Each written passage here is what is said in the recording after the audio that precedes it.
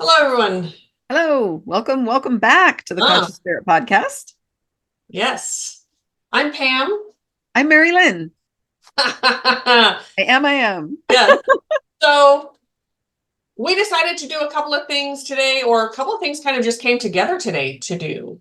Mhm. I guess just jump in. So we are going to start the book, The Seven Spiritual Laws of a Success. I Success, yes. say it correctly. And we're going to answer your questions.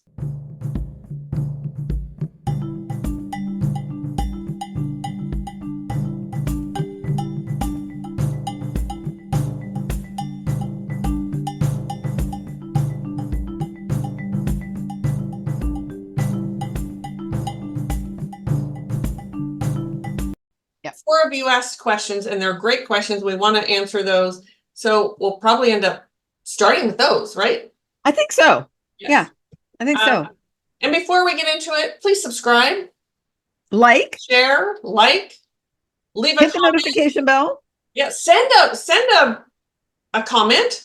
And thank you to those who did. That was awesome.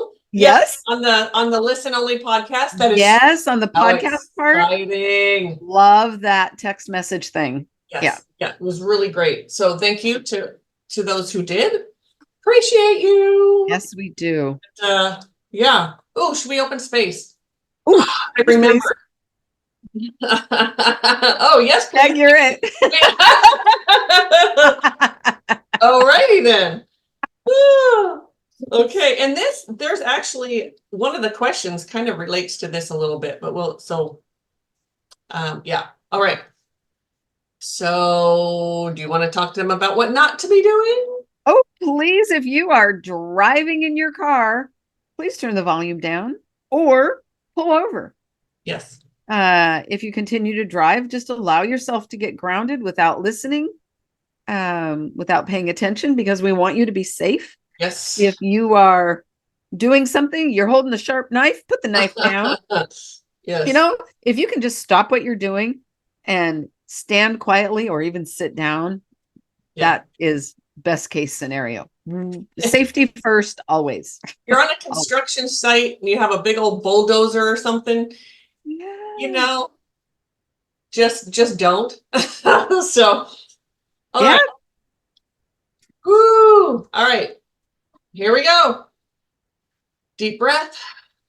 We open this beautiful sacred space around everyone listening. Whenever you come to this podcast, know that you are with friends, you are in a group, you are loved, you are supported. Thank you, Spirit, for this opportunity to heal and grow and move together with this beautiful community that we are creating here. Every one of you who's showing up today is beautiful and special, and you deserve happiness. Allow your Deva to feel that. You deserve happiness. You deserve joy. You deserve love in the way that only Spirit can bring it. We ask to be grounded. Ooh. We ask for our vibration to rise.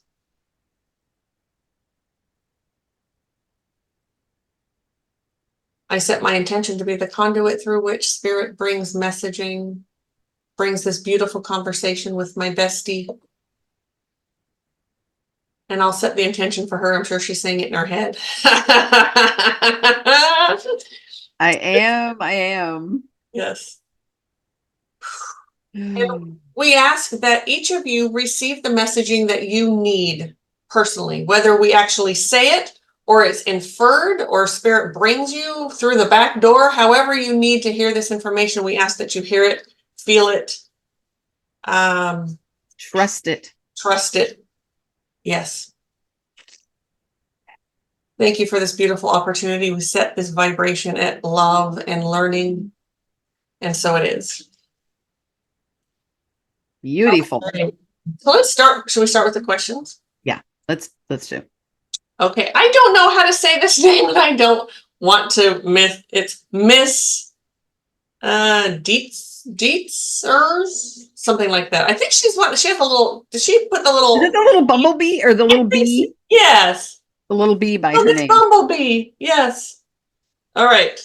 So her question, when I'm trying to ground and also raise my vibration, it kind of feels like stretching weirdly, and it is not so in a great way. Not sure if I'm doing it right. How should grounding and raising your vibration feel? Perfect. Yes, you feel like a taffy pull, right? Yes, that's what I was getting. Taffy pull. Yes. Yes. Yes. Because you're trying to make it happen. You have to relax. Just allow it to happen. Truly, all you have to, if you're, I don't know if you listen to Fred's Meds, if that's what you're talking about, you're trying to ground on your own. I don't know if you've had one of Mari-Lyn's amazing classes where she teaches you how to ground, which I'd probably say no, you haven't had one from Mari-Lyn because she would have caught that, or that would have been talked about. Would have, and or you just didn't I would say anything, which probably know who that name was, and I don't. And you don't. Okay. I would like to think I would know. Yeah. So you need to just let it happen. You're asking for it to happen. So I like when I just open space, I ask spirit to ground us. That's all you do. You stop and you allow it to happen. You breathe and just feel your body getting heavier or lighter, depending on the person. Some people feel it differently. Yeah, there is no one way No. of how grounding should feel. No. it However, it should usually not feel feels like this. people. It should not. I would not think so. I would not think so. But it does feel different. I know for different people. And if you're trying to ground and raise your vibration at the same time, that could also result in that wonky taffy pull feeling, because it really doesn't happen at the same time. No. So when you grounding out your energy automatically raises your vibration. So those things are happening at once, but it's not up to you to try and make it happen. If you're trying to make it happen, that's why it's not happening. So relax, breathe.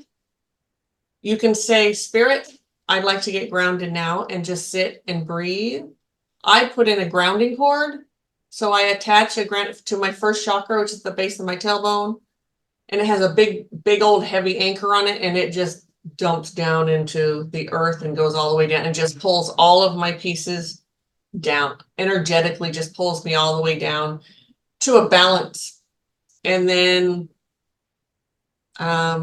your vibration starts to rise from there. I would learn how to get grounded first before you really then try to raise your vibration, because there is a way to raise your vibration after. But definitely get grounded first. Be grounded. Start there without trying to do both. And don't even try.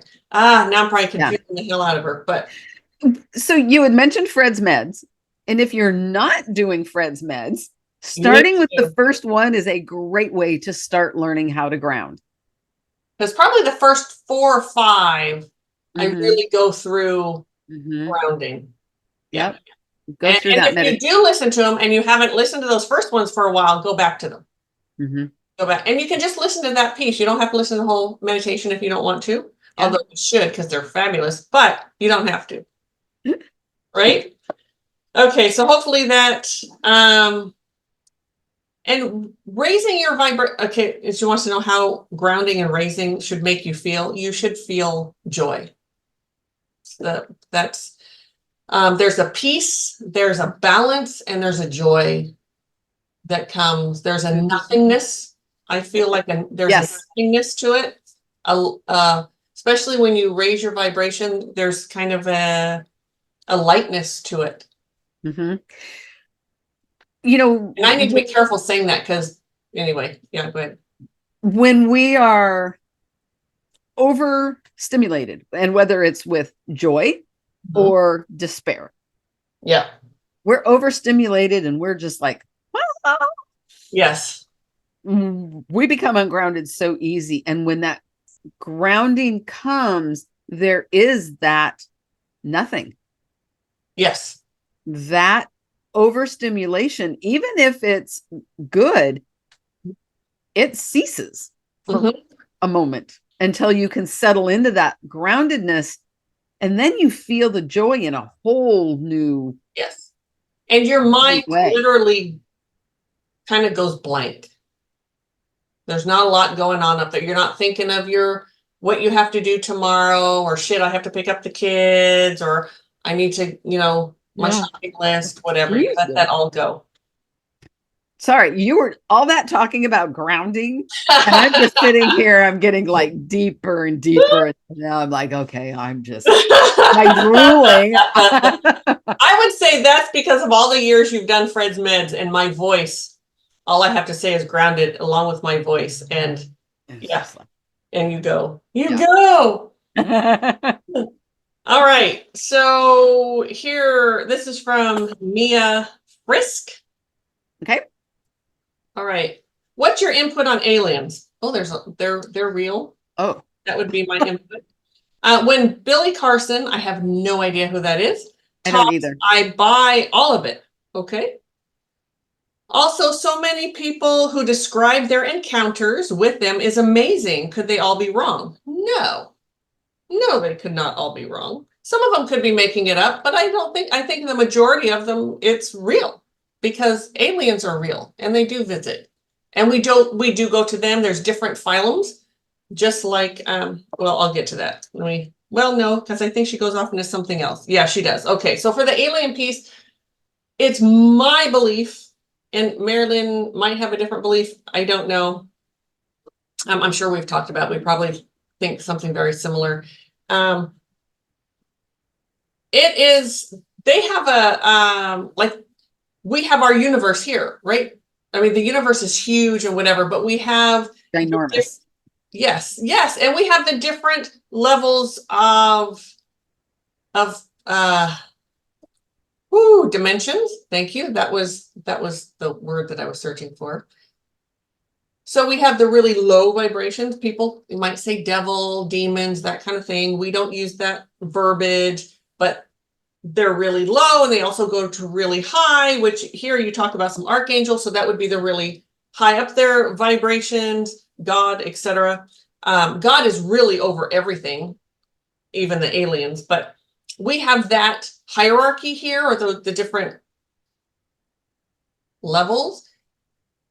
Personally, I think aliens do as well. And there are friendly ones. There are really nasty ones. And there are high vibrate. There is the same thing. We have ones that come to visit that we can physically see, that you've talked about here. Absolutely. I'm not sure what else to say about it. I think it's same as the human experience, just somewhere else in this huge, vast universe. They're out there. I think they do probably look different. I do also think that there are some that can change, and they do come into human life as well. And I mean, there's everything is possible. I probably just confused you more. Yeah. So, full disclosure, Mari-Lyn doesn't think about this too often because it freaks her the fuck out. Yes. As trusting as I am, and as much as I do believe anything is possible, with spirit, I mean, and there's so much that we can't know. We don't know. Our poor human brains can't conceive it. And I fully admit I can get way overwhelmed when I start going to those other worldly notions, like aliens. And so I don't. So she does, and unless I absolutely have to. So but she does believe. You are a believer, just don't want to go there. Yes. Yeah. And here in Oregon, down in McMinnville, they have every year an alien festival, because there was some big alien thing that happened back in the 60s, I think. And it is so much fun and so fabulous. Never been. Probably never will. Nope. My husband and I love to go. Yes. All right. And then talks about, I feel strongly for the spirit world, but wait every day to experience something real. And real, she has Real? Yeah. Waiting every day to experience something real. Okay. Yes. I see feathers and coins. That's pretty real. Looks pretty real. And that typically, feathers and coins typically come from passed over loved ones, just to let you know. Can spirit guides and things bring them? Yes. But typically, those are the things that our loved ones bring us to say, hey, I'm here and I'm with you and I support you. Mm-hmm. Numbers, repeating numbers, those are typically guides and yeah. Go ahead, Mari-Lyn. Repeating number, how much more real can you get than I don't know. And I don't mean to sound condescending or disrespectful, Right. but these things are real. Yeah. These are real experiences. Yes. The repeating numbers are very often an indicator for you. Mm-hmm. You're on the right path. Yes. You're doing the right things. As the numbers grow, I don't want to spend really much time on this, but as the numbers grow in frequency, that one, or the higher numbers, the 7, 8, 9s, you don't see those a lot. The 1, 2s, and 3s, people see all the time. And indicators, absolutely, you're doing the right things. You're on the right path. Yep. You see those other numbers, and you're balls to the wall, dear. They're trying to get your attention. Yeah. Really trying to get your attention. And there is a thing called faith. All right. I believe, let's see, blindly often speak to Michael, Raphael, and Gabriel, imagining that they are with me. Well, here's the thing about imagination and spirit. There is no such thing as imagination. So you're imagining them there. They're there. They are there. We tend to think of them as these powerful beings that why would they come to someone as small as me and someone as little? It's like, that's what they're there to do. And they can be everywhere at once. So Michael can be in 10,000 places at once, which is really a weird thing to think of, but it's energy. It's all just energy. And that's his job, as well as the rest of them. So you're not imagining it. It's actually happening. They are with you when you think of them. Yeah. Because that's their job, to come when you call. That's what they do. That's their job. If you are able to switch your perspective from imagination to belief and embracing, embrace that imagination. You imagine they're there, well then feel what's that vibration and embrace it and believe that it's there, because it is. Yes. Yes. Amen. Yes. Okay, one more question from her. Okay. You said that the soul goes away when we sleep. Yeah, okay. Where are the souls when in a coma for years? Just bouncing in and out. Same as when they're living. Well, maybe not exactly the same, but right. When we partner with our body deva, your soul cannot completely go until the deva dies, until the heart stops, the brain stops, till you're dead. They're burying you. There's nothing left or whatever. There's no life left. So when a deva, the deva is the only thing in the coma. The soul is not. And it's popping in and out and probably comes in and gets bored as hell because nothing is happening. So then it pops back out and goes, I'm under the belief when you're in a coma, if you have dementia, anything like that, you actually get time to work on things. You actually get time to get more clarity, to understand things, to work on your wounding, to understand the workings of the universe a little better and bring that back to the Deva. So great question. I want to there is one more exclamation points to what you just said. Yeah. And there's one more here. Okay. But that was it. Can you get info about how long someone is going to live for? No. Pretty simple. Nope. And that's a whole nother conversation about exit points, but no, that is between you and you and you. No one else can access that information because you get, believe it or not, we choose when we go. It's not a conscious thing, but our soul knows when it's time. We have these things, these things called exit points. I'm not going to go totally, but let's say you're in a bad car accident and you can't figure out how you just walked out of it. And you're like, what the hell? I should be dead. Well, you chose to not be dead. There was that choice in there. You made that choice, said, no, I'm not finished in this lifetime yet. So I'm not going to go. So could a psychic say, oh, on March 13th, 2000, whatever, you're going to die? Well, I suppose they could. They're going to be wrong. But even if they got that exact date right, it's your choice to do it or not. But no, we really don't have access to that. And if any psychic tells you that she or he does, you'll run from them because they're working they're working from their ego. All right. Bitlight 2007. Okay. Aside from their effects on the material, what are the spiritual properties or characteristics of black holes? That's an interesting question. Ooh. Yeah. So the properties or characteristics, I'm not sure how to, other than in my own verbiage, to me, it's a portal and it can take you, black holes are a portal in the universe and you go through them somewhere else. And so I don't know exactly I really have to think about that one. And maybe not even get information at that point. Mari-Lyn's getting something. Yeah, the information that I'm getting is that, well, that's a big question.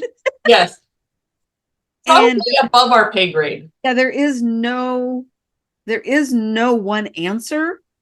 Mm-hmm. There's too many variables as to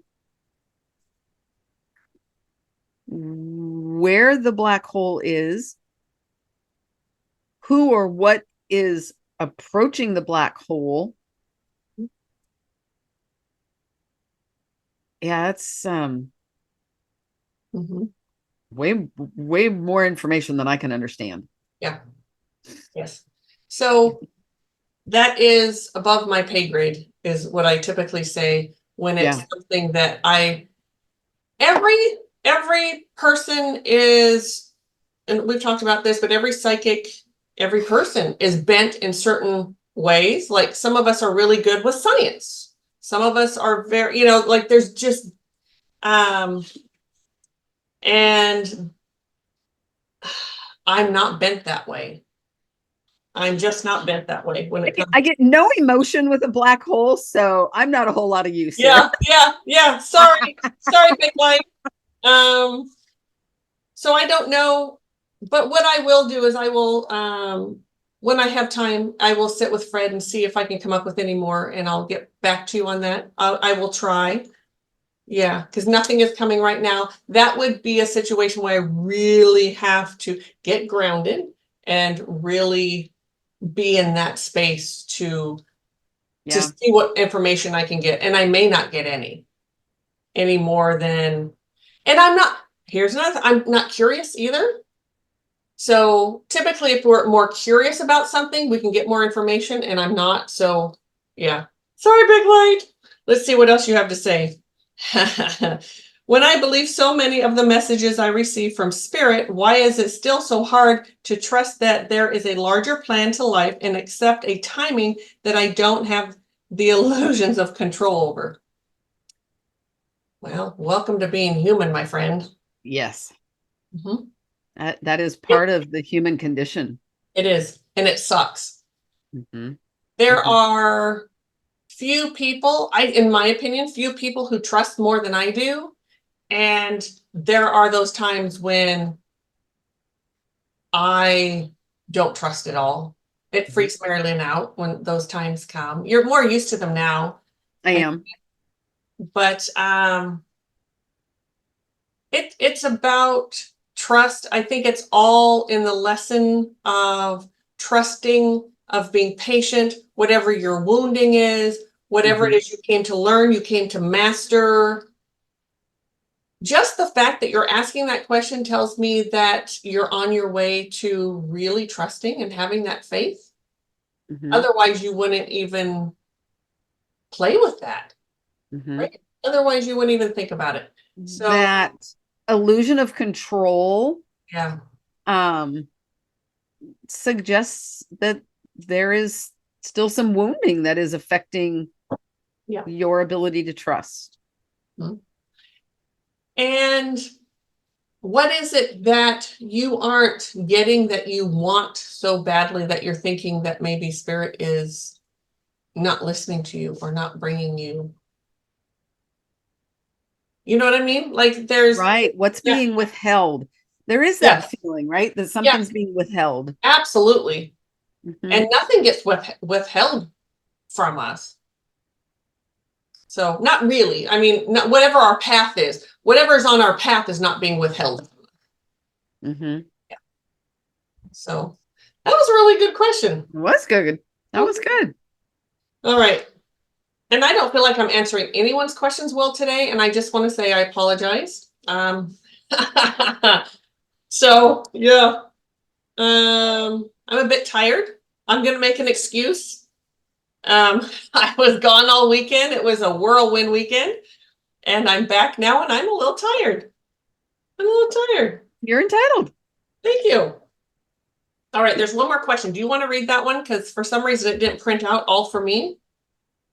But you got the full printout. Yeah. Let's see.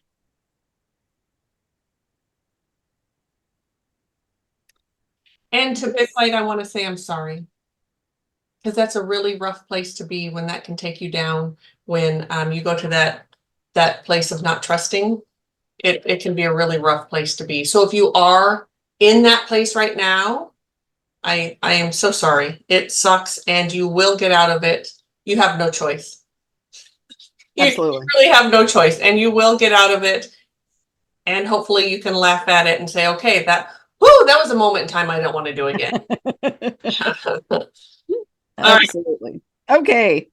Peeps 66 asks, I would like to ask, how does the energy affect the body as well as the mind?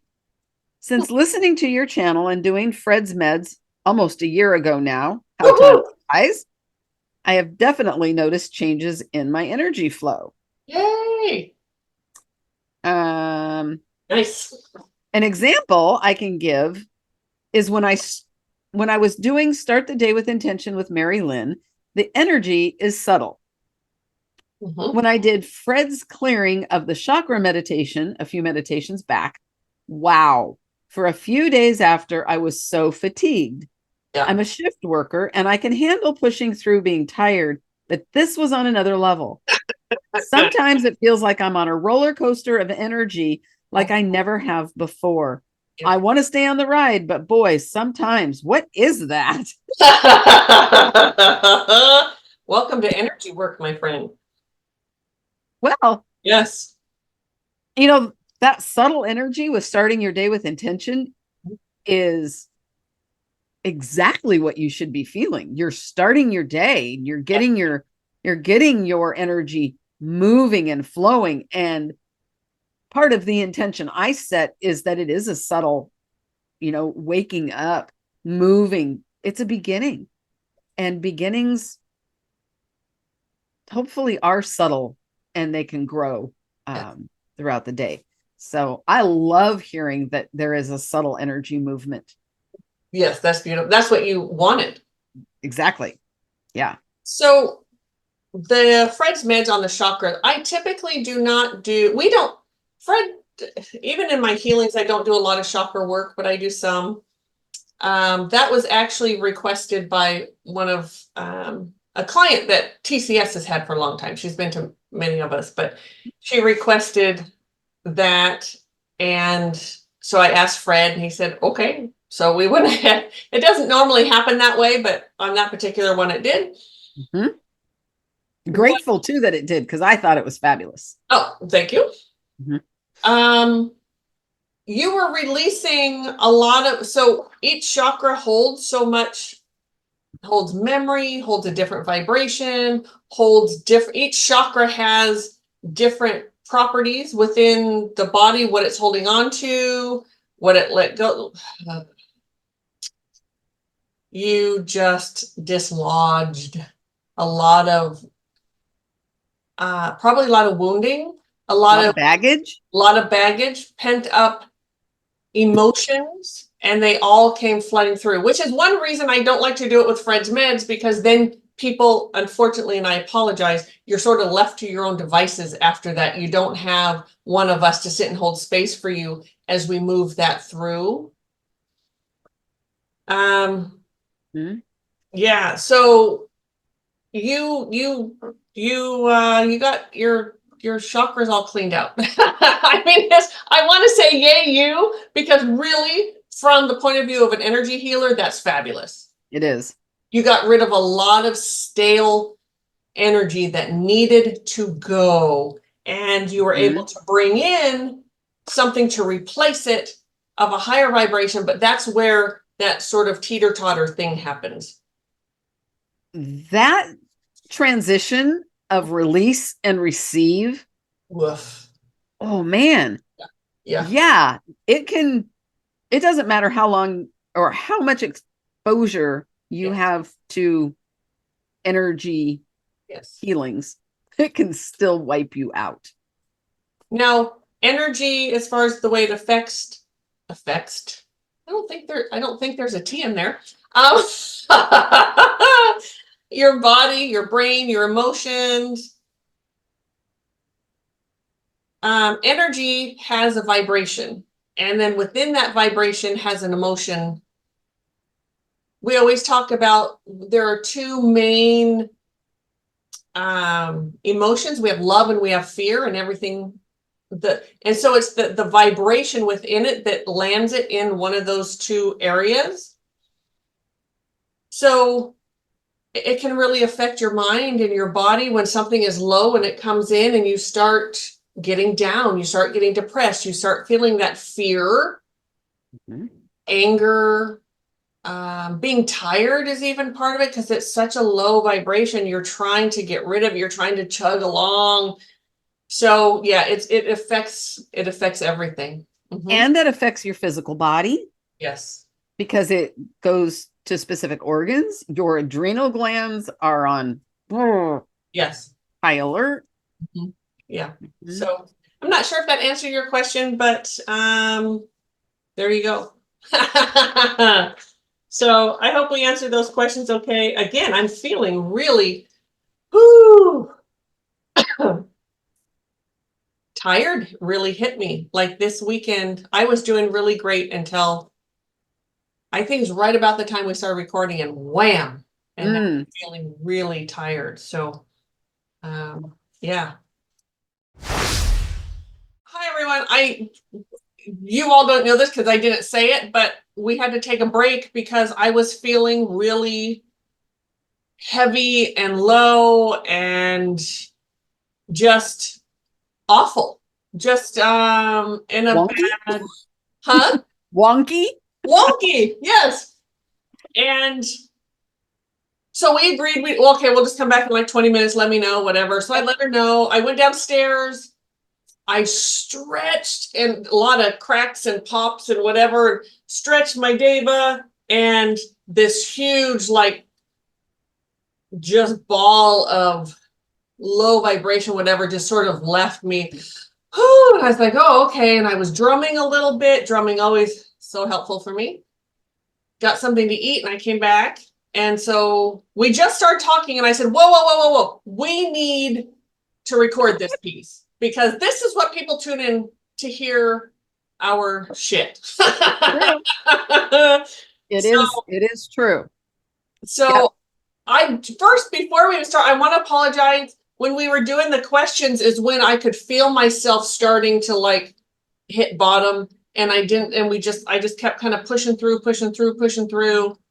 And so I apologize if some of the questions didn't come across however you wanted them to come across. Like I don't feel like I was in a really high vibration when I was doing it. So anyway.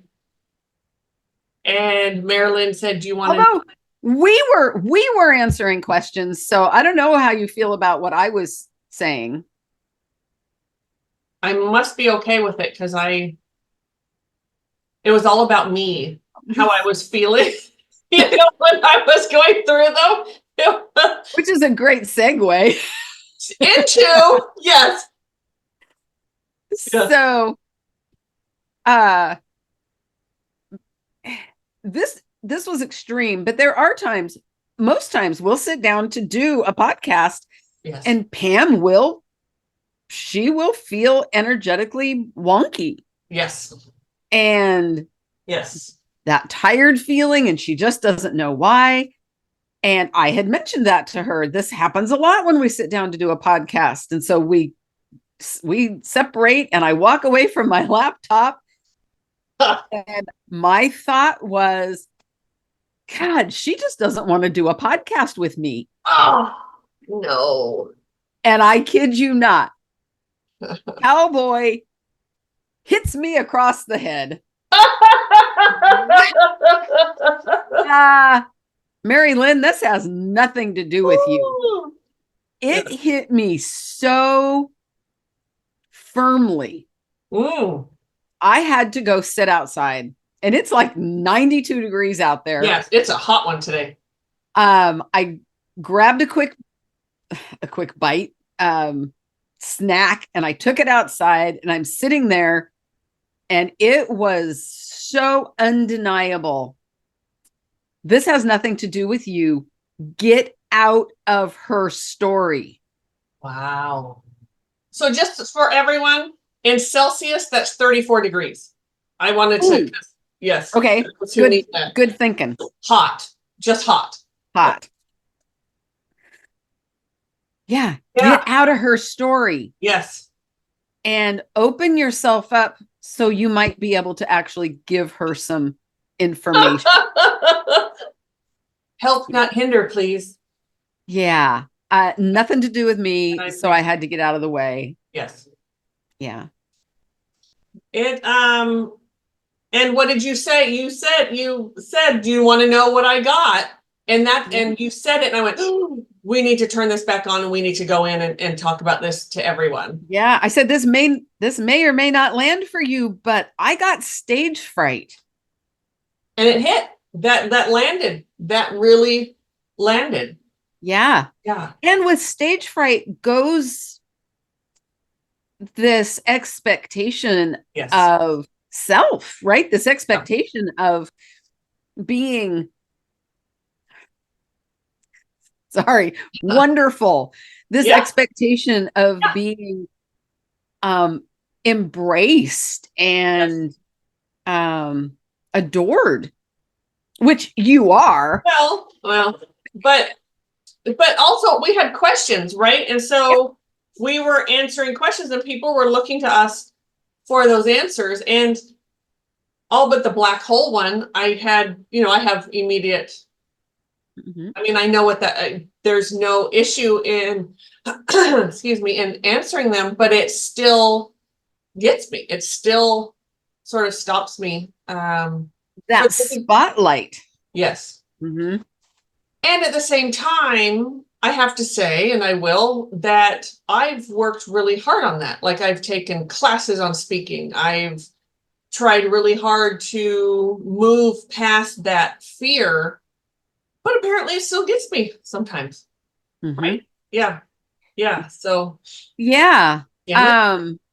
And some of the greatest and most famous entertainers get stage fright. Yes, they do. Yeah, and you hear some like they have to throw up every time before they start, or they, there's all kinds of they have like these routines that they have to do. And if something goes wrong, they're like, peace out. No, not going out. No, not doing it. Yeah. Woo. So it is a real thing. And it also goes back to wounding. Yeah, absolutely. Yeah. Why would anyone want to listen to you, Pam? What do you have to say that anyone would even care about? Yeah, I can hear it clearly. Yeah. Yeah. And what I love though is when you get to that space and you can hear the honest answer to that. Yes. Mm-hmm. And the biggest answer is you have the words of spirit. I do. You have the experience of the words of spirit. Yes. Mm-hmm. Mm-hmm. And I'm going to say, you have your own interpretation of spirit that is so easy to understand. So, yes, we all do, right? Are you talking about me? Yes, right. No, I'm talking about you specifically. Oh, okay. The way you... Thank you. Because I was pretty shut down when you and I met. Yes. Yes. And it was through your... You're the way you really uncomfortable. Am I? Yeah. Through the way that you speak spirit, you allowed me to break down those walls. Thank you. So and bravo to you. Yes. Yeah. So there to all that saying that yes was learned. That was learned. Absolutely learned. It was absolutely learned. Mm-hmm. Put upon me. It was someone else's fear that was put upon me. It was jealousy. It was, all kinds of things. And kids are so easily influenced. They're so easily manipulated. They're so easily, right? Well, yeah, because we're all emotion. Yep. Yep. And we believe what adults tell us. Because we're told to. Right. Yes. In some cases, absolutely. I mean, yeah. Right. That is the way that it should be. We should be able to trust the adults in our life. Yes. But yeah, so often adults don't show up for us. They don't. And when they run their lives through their wounding. Yes. Which is what we do. Mm-hmm. Yeah. Yeah. Whew. So I do want to revisit something. Yeah.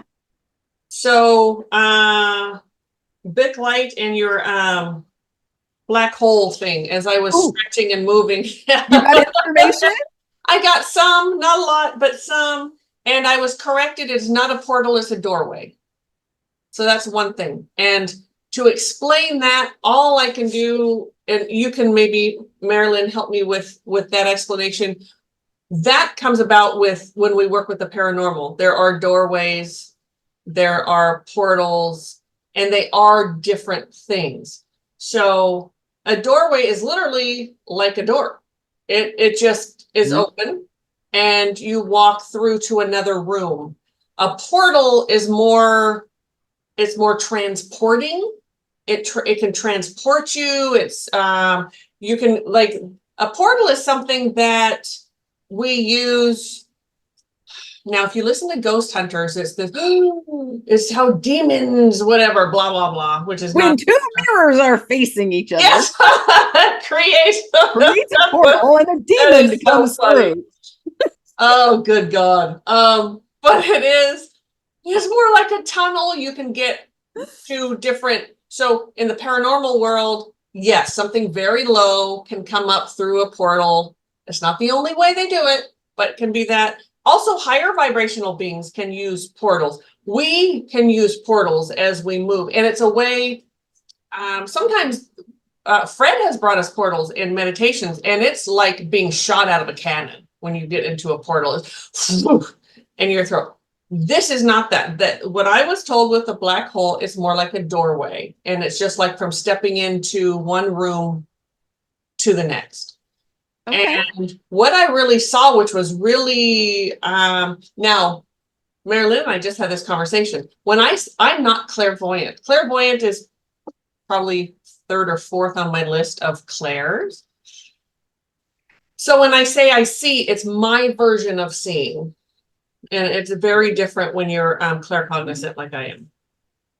Anyway, there was, you know how you've seen when you're going from like a warm room into like a freezer or a cold room, they have those strips of those thick plastic. Right. That's the closest I can come to what they showed me. Okay. And that's not entirely, and you just pass through, but it's a doorway. Okay. And what they also showed me is you can turn around and you don't see the doorway. So you can actually, it's kind of like, it's almost a one-way thing. A portal is two ways. You can go back and forth through portals. Doorway, at least in this instance, when they're talking about this black hole, it can be a one-way thing. And that's all I've got. So Bic Light, I don't know if that just, clears mud for you. And clears mud. You're more confused now, but that's sort of what came. So, yeah, it's like going from one room to another. A black hole is. Okay. And I know, like, we've seen them. I don't know if it's really true, but you see them on like movies and stuff, and that's not entirely it. Anyway, I don't know. There you go. So that's what it is. And I'm feeling so much better. Yay. Thank you. Good. Very good. Woof. Damn, stage fright sucks. Yeah. Working on it though. And I'm such a chatterbox. I don't think people expect me to have that fear, I would think. I don't expect you to have that fear. Right. So what are you doing having that fear? I know. I know. Yeah. It's and it's part of that. When Fred told me years ago that I was a teacher, I told him to go F himself. It's like, it's not happening. And he kept bringing it. It's like, no, I'm not. No, I'm not. No, I'm not. No, I'm not. And that could be part of it, is allowing myself to speak to others. And I do have knowledge, and speak that knowledge and that wisdom, and speak for spirit. And who the hell's going to listen to me? Yeah. Mm-hmm. More people than you will ever know. Say that again. I'm sorry. More people than you will ever know. Oh, yes. True. Yeah. That's true. And that's part of the fear too, isn't it? That if you don't know who's listening, then nobody's listening. Yes. Instead of where some people doing a podcast is makes it so much easier for them because you don't see anyone. Right. And so it's just like, and they can come through. But yeah, I don't know. Yeah. Ooh. But it's now I wanna broach really quickly about Cowboy hitting me across the back of the head. I love this. Right? Yeah. Now, our guides don't punish us. Our guides don't hurt us. Our guides are not violent. No. But they will use means to get our attention. Yes. And they're not going to, as one psychic, I say that sort of loosely, say, that her boyfriend was being mean to her something, and so her guide so and so actually threw like dishes at him or something. Threw a plate at him. It's like, no, honey, you got something else going on in your home. It is not your guide. You are being fooled. Yeah. They will not do that. They will not do that. And that is not what Mari-Lyn is talking about. Not at all. And really what it is, it's what's coming. Clearly I'm back in my channel, it's like a clarity bomb. Yep. And it just came right through the crown of your head and just like, wow. Yep. Yeah. So very, very well put. Thank you. Thank you. Yeah. And thank you, Cowboy. Yeah. For putting her in her place. It has nothing to do with her. We absolutely nothing to, and I loved when he told me, get out of her story. Yes. I love that. Get out of her story. Yeah. Now, once upon a time, that would have taken me out. Like, yeah. Woo, woo, woo, woo. I would have been all but I have to be in her story.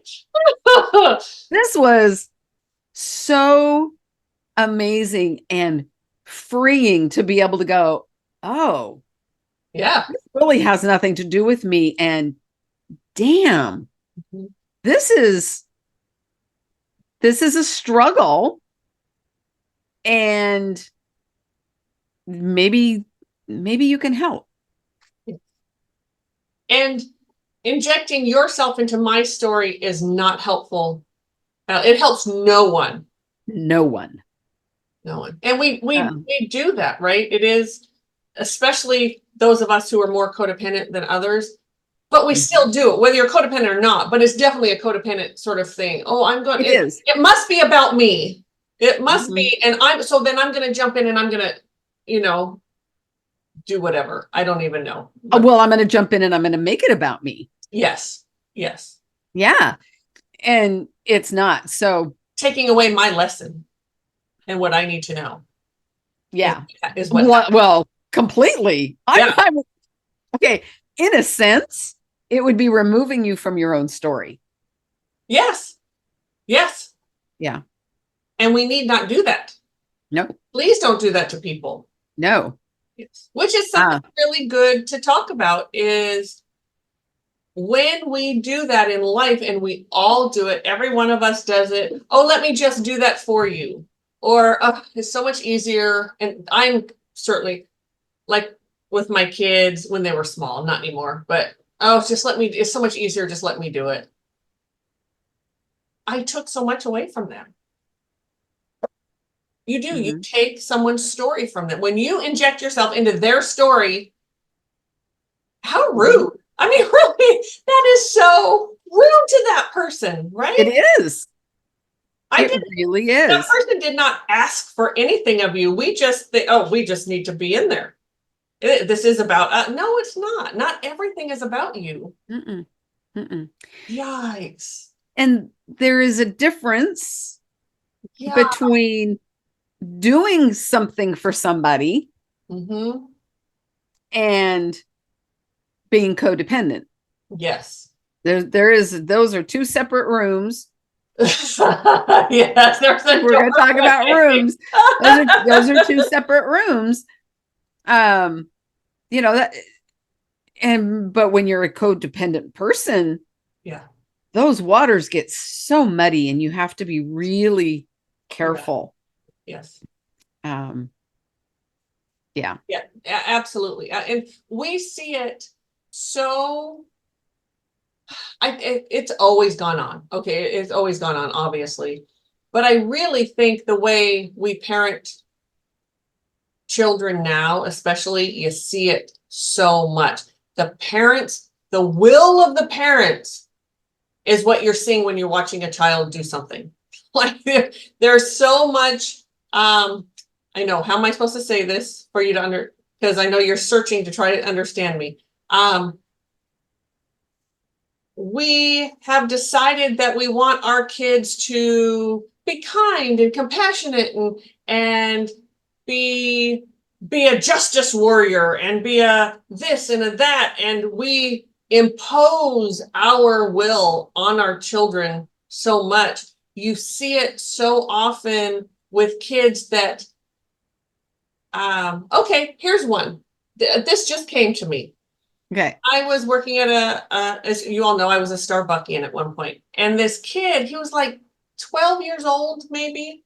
He came up to me and he held up, it was a bag of something like a bag of chips or something that they sell there, you know, at Starbucks. And he had his finger pointed to this, to a date on them. And he just put it up to me and just looked at me with this. I don't even know the look on his face, but it was disgust. It was, how stupid are you, lady? It was, look what I know and you don't. What he was thinking, that it was an expiration date and that I had left it out there somehow and it had expired.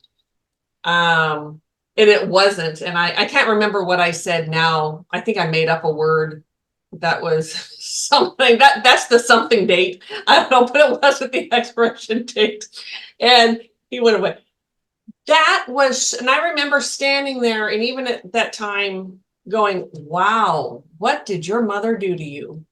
That you are looking for those things. And at 12, he may not even been 12, between 10 and 12, to think that it's okay to walk up to someone working there and a barista, whatever, and look at them that way, like they're stupid freaking morons.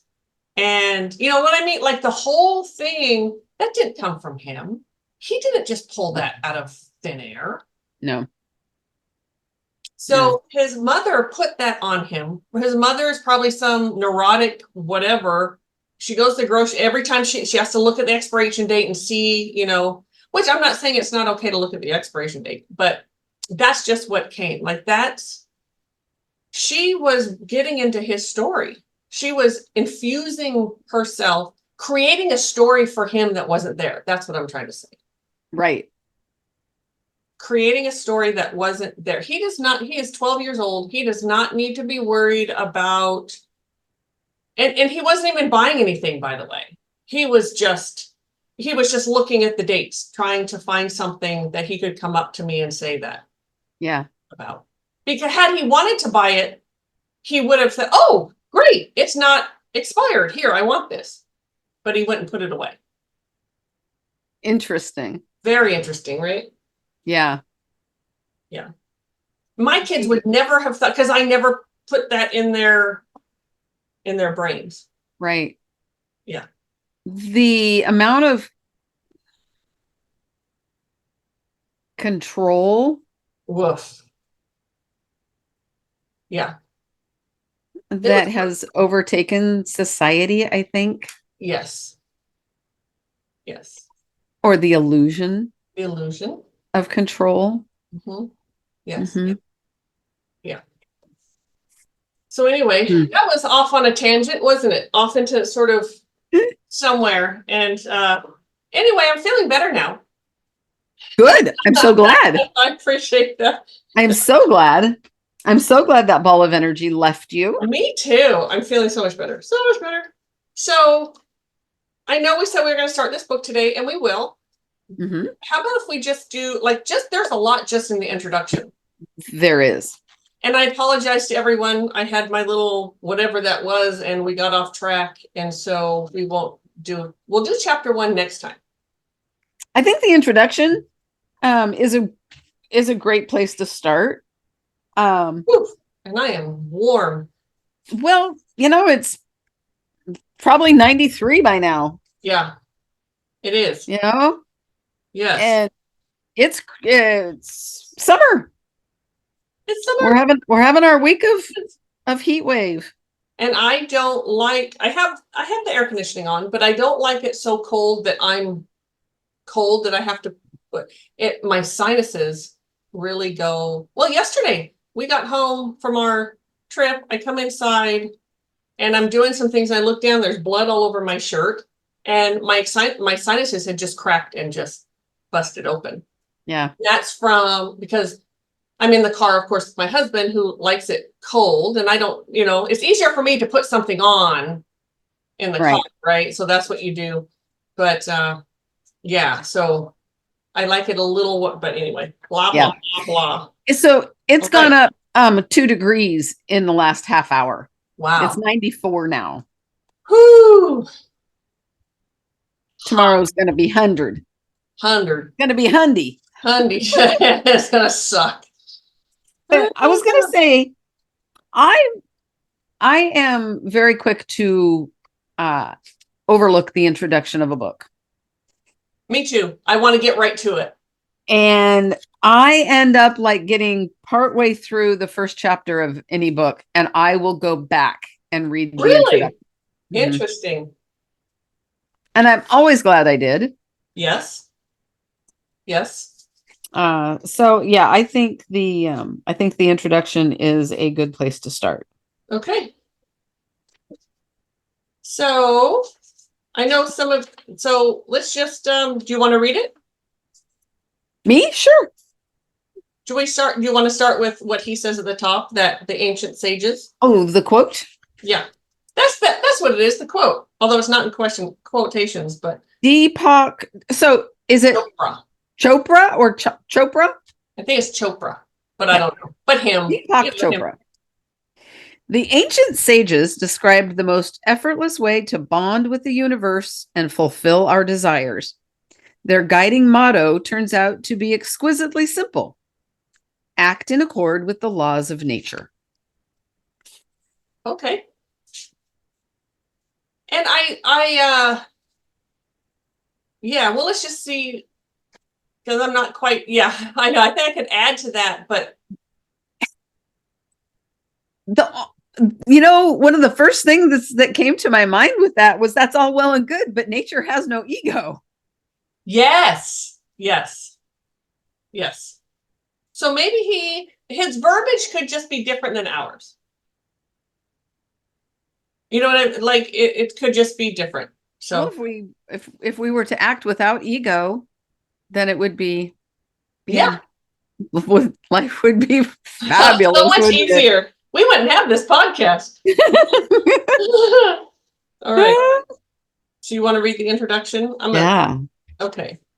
This book is titled The 7 Spiritual Laws of Success, but it could also be called The 7 Spiritual Laws of Life, because these are the same principles that nature uses to create everything in material existence.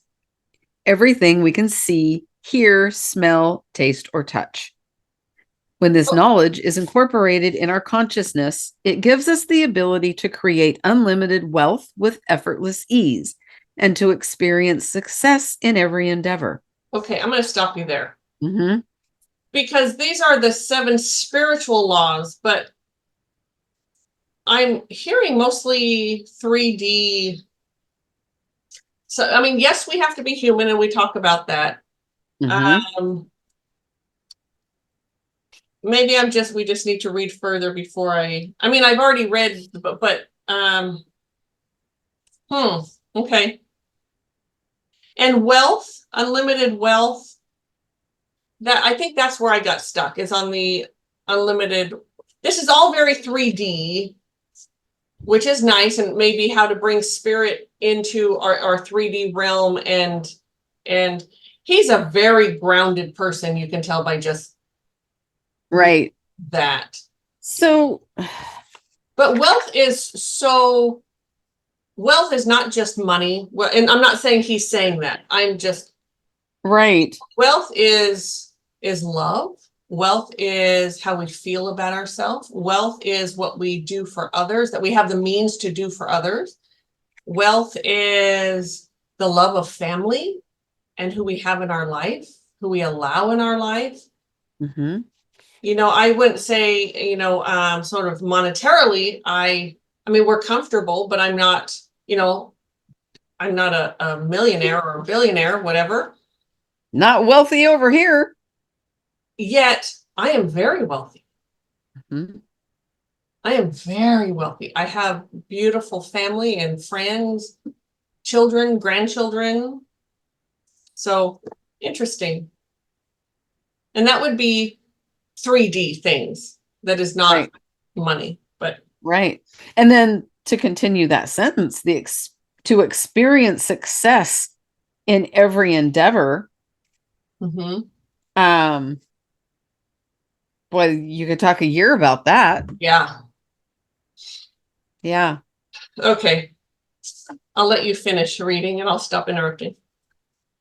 Success in life can be defined as the continued expansion of happiness and the progressive realization of worthy goals. There are many aspects to success. Material wealth is only one of them. Thank you. I guess I should have kept my mouth shut and let you read. I don't like that sentence. Because it's not. I would like that sentence to say there are many aspects to success. Material wealth being at the bottom of the list. Oh, cha-ching. I like that. Yes, I agree. Yeah. Absolutely at the bottom. Yeah. Moreover, success is a journey, not a destination. True. Material abundance in all its expressions happens to make the journey more enjoyable, but success includes good health, energy, and enthusiasm for life, fulfilling relationships, creative freedom, and a sense of well-being. Hallelujah.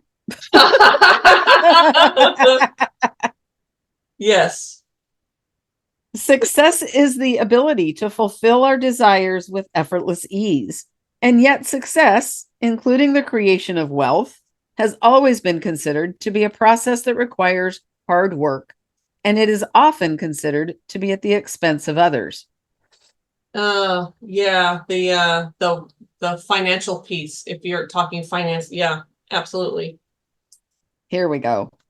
We need a more spiritual approach to success and to affluence, which is the abundant flow of all good things to us. In spiritual terms, success is measured by how efficiently, how effortlessly we co-create with the universe. Okay. Hard work, struggle, and frustration are the opposite of what the ancient sages taught. They knew that spirit lies at the source of all achievement in life. They always began at the source, and they defined the source as pure potentiality, which is pure, unmanifest consciousness. Purely unmanifest consciousness. So the hard work and struggle, frustration are the opposite. And I might have to push back on that. I understand in terms of vibration, it's the opposite, but to be truly grateful, to be abundant, you have to have both sides. You have to have the struggle. You have to work hard. Like this is hard work, being spiritual. There is work involved in it and getting to evolving. So I don't know. Unless you read it differently. Well, I understand what he's meaning, though, as far as manifesting. You can't have those blocks in the way. It's right. But yeah. Yeah, I don't know. This is not the first time I've read this, and yet it's like the first time I've read this. Because we're picking it apart. Yeah. Yeah. True. So do you want to go? Yeah. So let's see. They always begin at the source, and they define the source as pure potentiality, which is purely unmanifest consciousness. The beauty of beginning at the source is that power resides there. The power of our inner being, the power of our spirit. Okay. In every seed lies the promise of a forest. I like that thing. Unseen energy flows into material manifestation. The physical laws of the universe are actually the process by which the unmanifest, unknown, and invisible is transformed into the manifest, known, and visible. Interesting. And is that totally true? So I know when you like they say, if you love something, you know, you never work a day in your life or whatever, but do what you love and the money will come or whatever. Right. Like, that's what he's, yeah. If we give our deeper instincts a chance, success in life is not only possible, but inevitable. Well, that is so open to what do you mean by success? With the knowledge and practice of the 7 spiritual laws, we align with nature's intelligence, and our dreams and desires are easily fulfilled. When we understand these laws and apply them in our lives, anything we want can be created. So I'm going to say that, yes, on one hand, I do agree with that whole introduction. That was the whole introduction. I do agree with it. On one hand, there is a simplicity to it, and it's trust. Trust. But trust can be so difficult. So I understand what he's saying, that it is that simple. Yet it isn't that simple. That dichotomy really is all there. Both those things are working at the same time, because our physical being, our humanness fights that. Our humanness fights our human self fights our spirit self for domination. So I have a question about, yeah. And you started talking about this. Hard work, struggle, and frustration are the opposite of what the ancient sages taught. Isn't hard work and struggle, that's the human aspect? And isn't that what we are taught? Yes. And what I think naturally happens with being human, right? Yeah. So if you, however, yes, so we do try to teach, because it's the opposite. We do try to teach being in our channel, being grounded, going and being in that flow. And so that's what he's talking about, right? Is that flow. The only thing is we can't sustain that for long. Oh, okay. Thank you. Man, I was missing something. I know, I was too until just now. Thank you, Fred. Yeah. Yeah, so he's talking about being in that flow is how you manifest. All right. Don't push the river. It flows by itself. Yes. So one little sentence there. Yeah. Yes. Yeah. Don't push the river. It flows by itself. And as humans, we want to push the river because we have lessons to learn. We have healing to do. We have wounding and trauma and etc. So that really does, he really does put it in the most simplest terms possible. Yeah. Yeah. Okay. So I feel you. I feel you. Okay. I get you now. But and yes, when you're in that flow, I understand what he's talking about. As I sit with that longer, his words longer, I get what he's talking about, being in that. So I'm going to change the verbiage. Being in that flow is where you manifest things, is where things become a reality. So even like if we use TCS as or whatever, right? An example, it was a lot of work to get it started, just internal work with myself. It wasn't an outwardly, other than trying to find a space. That first time was really crazy. Well, I guess 3 times I had to find a space. None of them were easy.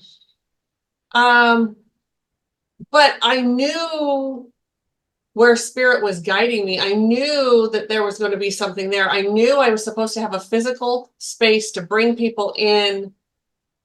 Oh, okay, let's even move that. When COVID hit and pretty much took out our business, it was and we talked about this before, we live in an area where fear was huge here. Yeah. Huge. The lockdowns, people weren't going out. They were wearing triple masks. They were like, it was, they did not want to come in. They didn't even report your neighbor if they're out on the sidewalk. Yes. Yes. The first couple of weeks, we would still go into TCS and we just close the curtains because we didn't want to be someone to turn us in. That would be turned in. Yeah. And then one day we said, tired of being in the dark. Screw it. Yep. If someone turns us in, they turn us in. Yeah. Like if our government, if that's the, whatever. Okay. And nothing ever happened. But that was, so when that happened and Spirit said, it's time to get online. Yeah. We were in flow to get, like, we knew that's what we had to do. There wasn't even a question, right? And no, because there was no other option. No. The human piece of that, though, was the struggle for us to be seen on camera. The struggle for us, what do we put out there? Are we good enough? Like all of those things was a struggle, but the piece that flowed was the knowing that that's what we were meant to do. Yeah. To get us to where we are today, to rebuild, we had to start all over again and rebuild what we have today. Because it looks very different than it did. I've had like this is my third incarnation of TCS, right? What I had prior to what I had when I started, then going into a physical space, and then now. So the flow of that is absolutely spiritual. It's because I trust, it's because I follow. But the human piece is the piece that lags behind and kicks and screams and doesn't want to go and doesn't want to do it. Yeah. Mm-hmm. So, okay, Deepak, I see you. Now I get it. So he's really just talking about that thus far, that one piece of it. If you want to manifest, it's about trusting and being in that flow. Being in that flow, being in that energy of spirit and yeah. And I'd love to hear from everyone listening your struggles with that, your story with that. There are things in your life that, believe it or not, you have, whether you see it that way or not, you have manifested so much beauty in your life. I'd like to hear some of the beauty stories.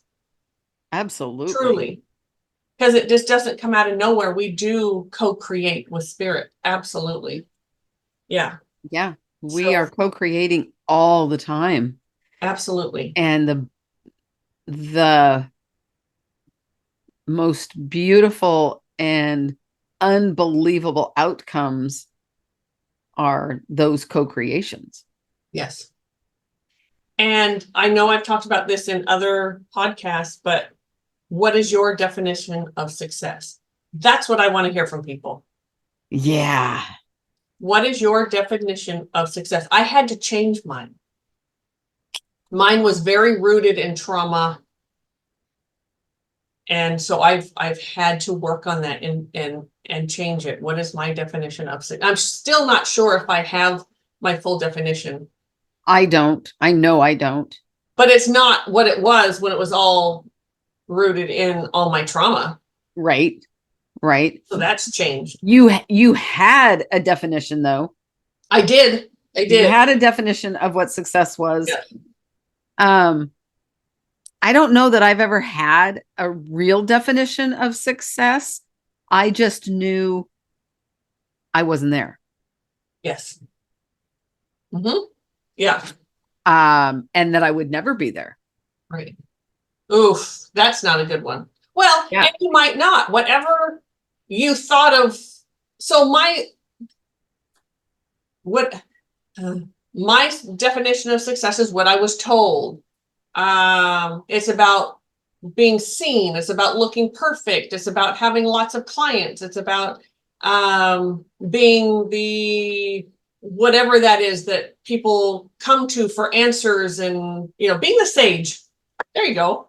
When you thought that was, and I had to give that up. I had to say, wait a minute, whoa, time out. That's not my destiny. Not the way I had it in my head to look.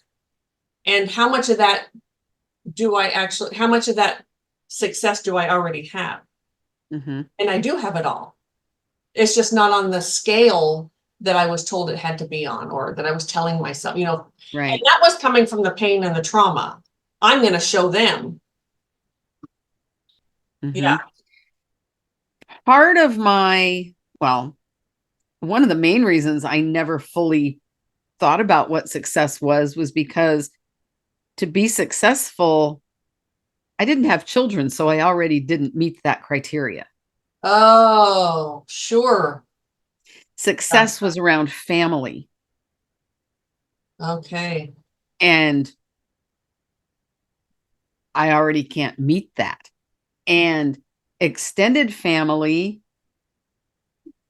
like, nieces and nephews, sure, they're in my life, but not like success would dictate in my brain would be. Like if you birthed your own children. Like if I had my own children, or if they lived up the street. And this is, right. Kind of where codependency comes in. And so, it just wasn't even worth pursuing because I'm not going to make it. I can't reach that. It's impossible. Now I am at a point where I can look at what does success mean for me? Yes. And part of success for me is being able to be in that place of a balanced horizon. Yes. Those of you who have taken our classes, you know what balanced horizon is. That balanced horizon, that peace and neutral. And peace and neutral, oh my God, it has so many different. Oh boy, yes. It has so many different variations. Yes. But that peace and neutral of where just being happy to be, just being happy to be. Yes. And I'm starting to find that actually. You are. So yeah, my definition of success, I'm still in the process of creating it. See, I grew up in such a materialistic home. That's what success was. That's what it's about. Money. It's about things you have, the car, the clothes, the whatever, being seen, being looked at in a certain way, all of that. And that's a lot of trauma to unpack. Sure. Yeah. And I always, and like many of us, I've never been a materialistic person. So my unpacking of it was the back and forth with, what are you laughing at? The first time I was ever at your house. Oh, yeah, because I don't have a lot of stuff. So, how long have you lived here? Yes. 3 months? 2 months? Years. Yes. So I don't have, and we've talked about that. I don't have a lot of stuff. And part of it is because it messes with my channel. I have to have however, my stuff, like my bathroom and my office, I've got a lot of shit in here, but I try to keep it, in order, but yes. So working through that, I think was hard for me. I always knew that wasn't right. I could care less what car I drive, as long as it gets me from A to B. I know it's not gonna break down on me, like that kind of thing. It doesn't matter. So that was a lot to work through. So I always knew that wasn't my type of success. However, it was ingrained in me that is what success is. Man, it's so convoluted. So convoluted. Ooh. Yeah. We Stop playing with your hair, sister. Usually I am the one that plays my hair all the time. Well, these These short bangs, there is a chunk of hair that every once in a while will fall down, Yes, and it that just falls. goes right down, and it's like Mine too. And then we wear glasses and it hooks in your glasses and it's so stupid. Yeah, irritating. Mhm. But luckily hair grows, and so, Yes. whatever. Success, it's for me becoming an internal feeling. Beautiful. Not an outwardly. And it should be. And it should, in my opinion, it should be. Mm-hmm. Right. Much like perfection. Oof. Mm-hmm. Yes. Not something we can achieve on the outside of us. No. But it's that moment when the heart and the brain connect, that moment when spirit touches you and says, get out of her story. Yes. The moment you look at your child sleeping and you feel that unconditional burst of love. Yes. That's perfection right there. Yes, absolutely. And perfection looks different to everyone. Mm-hmm. I was just thinking of like an artist, like a painter, they paint and it's perfection to them and they put it out and someone else might come and go, yeah, it could be you could do a little more or something. Well, yeah. So perfection is different to everyone. Exactly. But it is, and this is directly from Cowboy. It is a feeling, not an outside achievable thing. Yes. Perfection. And I love that. I do too. That was so important for me in healing. And that's success right there when you can get to that point where it's just within you and you can feel that. That would be success. Right? I could agree with that. Yeah. Yeah. So I'm looking forward to reading more of this book. We will get to the first chapter next time. We just sort of we took a little detour today, but yeah. Now that I sort of put his words into TCS words, mm-hmm. I like it. Mm-hmm. Yes, it's about being in everyone has their own flow, we call it the divine line, really. Mm-hmm. And being in that divine line and allowing yourself to move through life in that way that's very guided by spirit, that's in mm-hmm. that vibration of, it's really not a high or a low vibration. It's this beautiful together, balanced to right, just beautiful energy that you just roll through and you don't even think about it. You just know, I know this, I know that. Exactly. However, we cannot sustain that 24/7. It just doesn't happen. It's not meant to happen. No, it's not. And so in his little way, he's saying it should be like that all the time. And I mean, that's the way it kind of feels when but that's not right. And I doubt that he personally would ever say that either.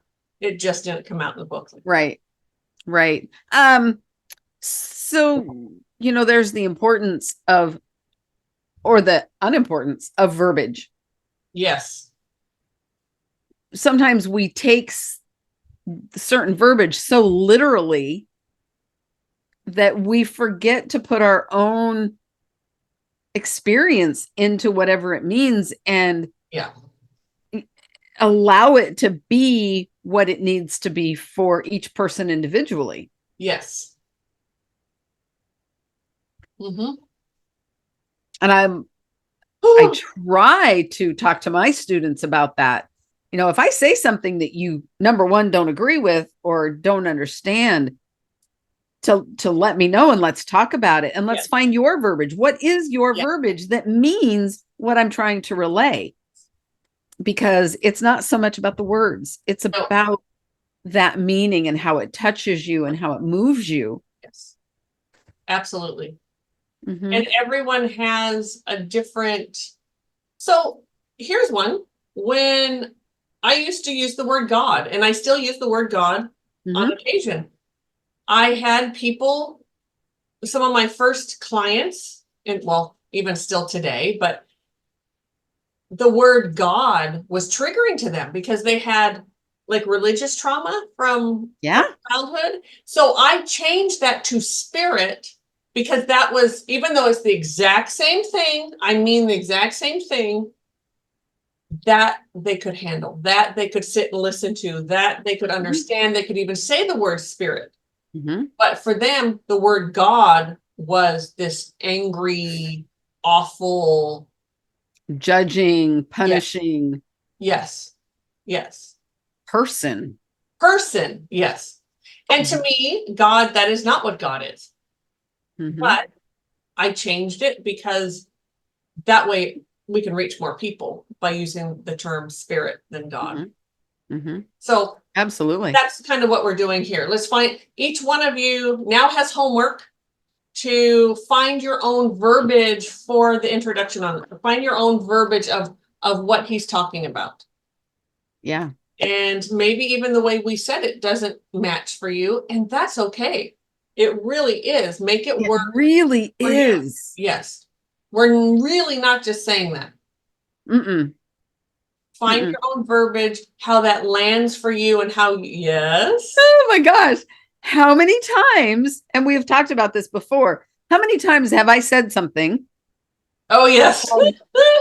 You come back with different verbiage. And I'm like, that's what because I'm like, because she takes it as I'm telling her, well, I kind of am. I'm saying, do you mean, or, oh, okay, so, whatever. I just said that. I can see it on your face too. Yes. And I'm like, I just had to put it into my own. But as a child, I didn't understand that when I was corrected, because that's how it felt as a child. Yes. I was being corrected. Well, it might not have just been a feeling. You might have been. I might have been being corrected. Yes. Yeah.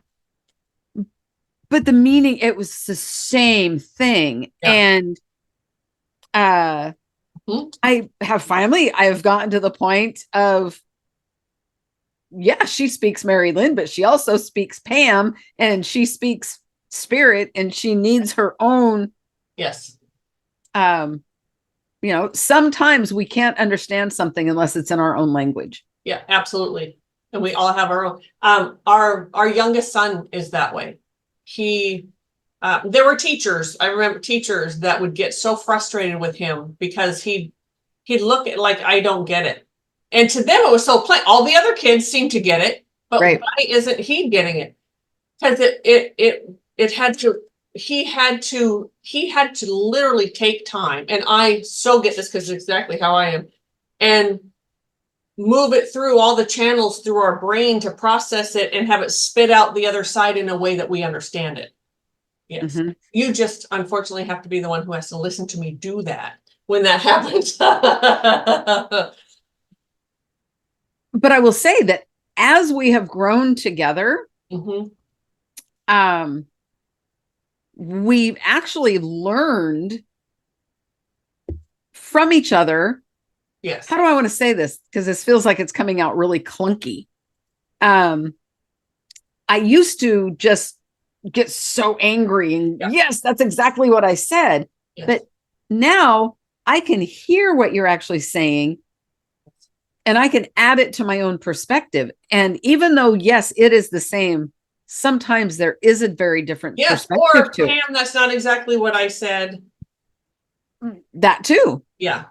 But at least it's allowing room for growth. Absolutely. Too. Yeah. Yeah. And I hate, because I always felt like I had done something wrong because I had said, and it would kind of shake me when you would say that. And then I'd apologize. It's just the way my brain. And, and it's the way my wounding happened. Yeah. And then my wounding too, because I was told I was stupid. I wasn't very, whatever that was, because it took me a while sometimes to just get it transferred into my own.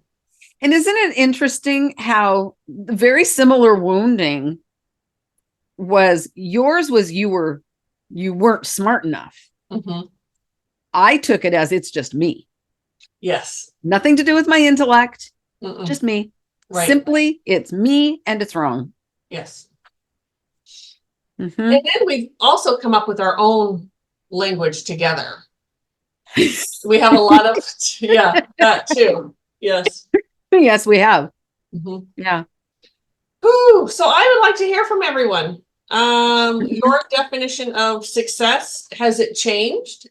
Has it not? Do you need it to change? Do you need it to change? Yeah. Has this triggered something and you went, oh, ooh, and that doesn't mean that if your definition of success is like having a lot of money, I'm not saying that's wrong. Not at all. I mean, if that is your definition of success, I want to be a millionaire by the time I'm whatever, or, whatever that is. Right. If that's then that's your idea of success. I'm not looking for certain things or absolutely. There's no judgment. It's just, what is your definition? Yeah. What is it? So you can put it in the comments in YouTube. You can do the text the show. Yes. Through wherever you stream your podcast. Or you can email us through the website. Yep. Now, when you text us through any listen only type app, we cannot respond in there. Right. So just so you all know, but we still love to hear from you. So, yeah. All right. Well, thank you. Thank you, my friend, for, thank you, my friend. Yes, that was nice. And we will get to chapter 1. Yes, we will. I still think the introduction was a great place to. I do too. To start the book. Good. Yeah. So. Yeah.